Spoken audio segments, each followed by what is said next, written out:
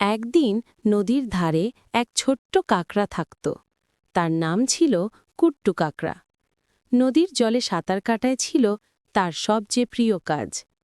একদিন কুট্টু কাকড়া জলের নিচে একা খেলছিল। হঠাৎ সে দেখল এক সুন্দর ছোট্ট মাছ কাঁদছে। কাকড়া কাছে গিয়ে বলল, এই, তুমি কাঁদছো কেন? মাছটি উত্তর দিল, আমি নদীর ধারে এসে পথ হারিয়ে ফেলেছি, এখন বাড়ি ফিরতে পারছি না। কুট্টু কাকড়া হাসি দিয়ে বলল, চলো, আমি তোমায় বাড়ি পৌঁছে দিই। তারপর দুজন একসাথে নদীর গভীরে চলল।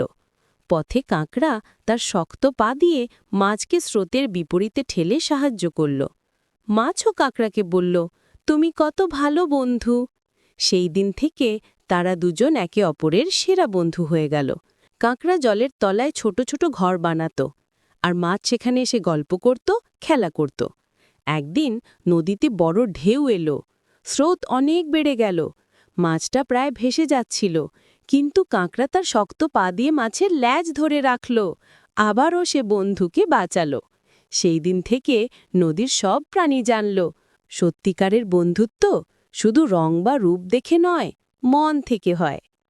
যদি গল্পটি ভালো লেগে থাকে তাহলে লাইক সাবস্ক্রাইব করতে ভুলবেন না।